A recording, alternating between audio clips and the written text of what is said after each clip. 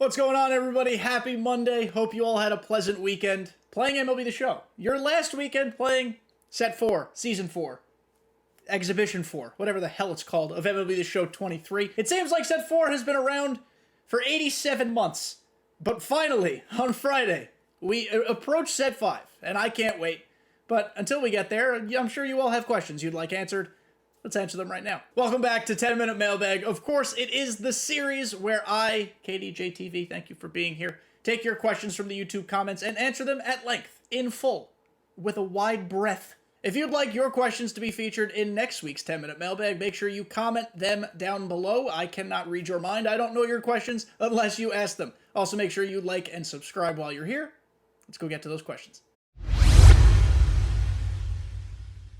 I've got my phone ready, so 10 minutes will be put on the clock. I've got your questions right here.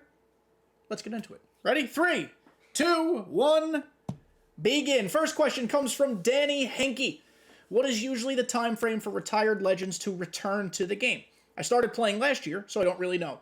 I don't really want to wait years for another Pujols card.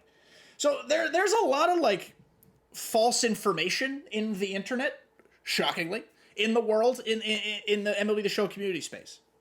I keep hearing that players need to be retired 5 years before they can get back in the game. That is just categorically false. To get into the Hall of Fame, you have to wait 5 years. So Albert Pujols will have to wait another 4 to get into the Hall of Fame. He'll be first ballot. I think he should be unanimous. I'm sure some people will not vote for him because they're idiots. Regardless, different conversation.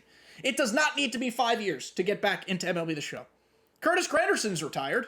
Guess who has cards in the game?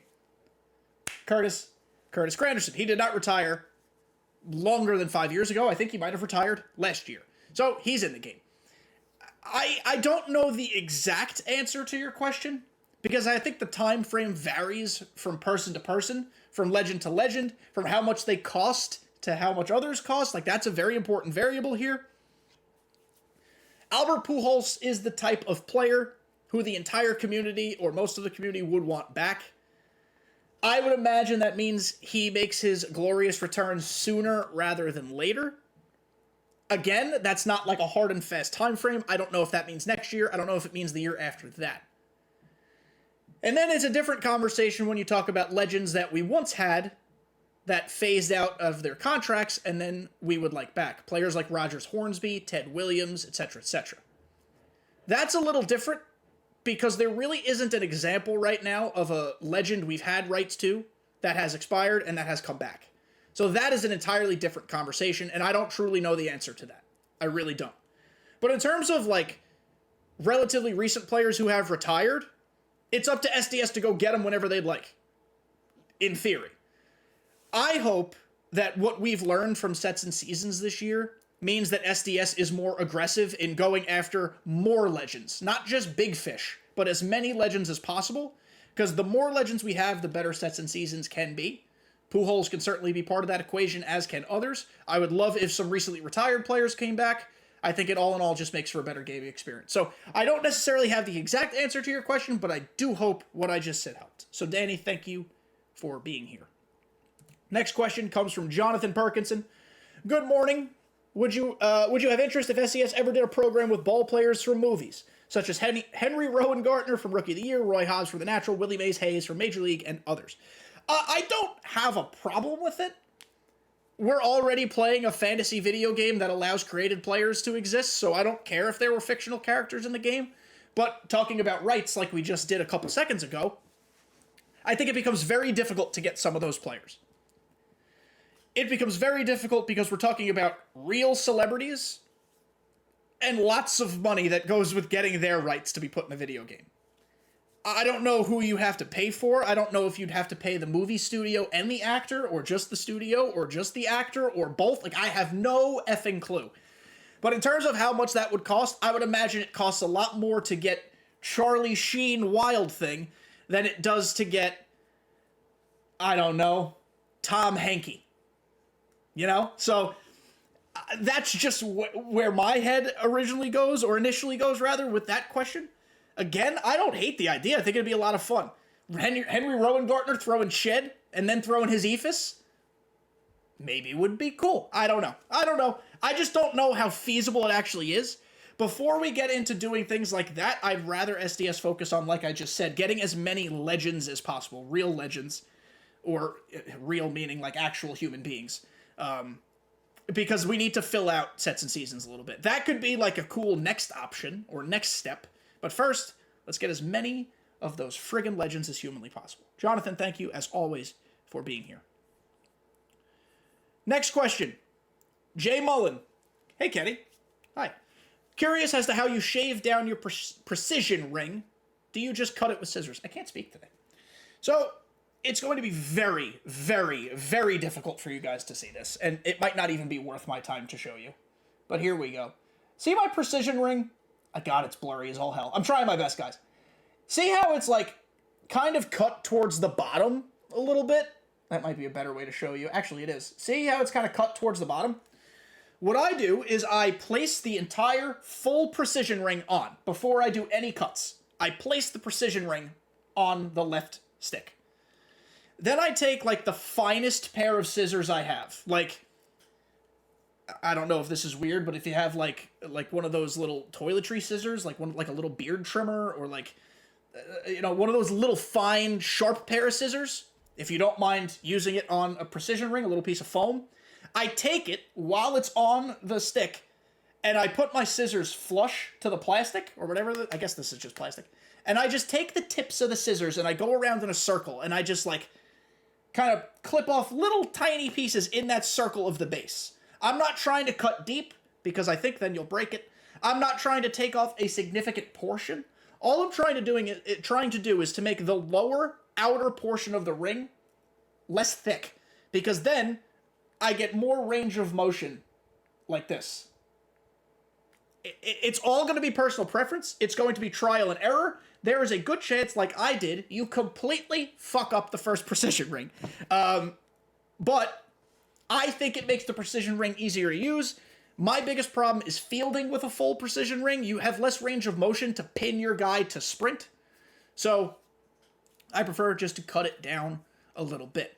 Other ways people do it, I've heard people using like a razor blade. That sounds entirely too dangerous to me. I feel like I could cut a finger off. I also think that gives you less precision because it's so goddamn sharp. And remember, this is just a piece of foam. Like, you don't have to use the sharpest thing on earth. I just prefer to use those really fine scissors because they're so tiny.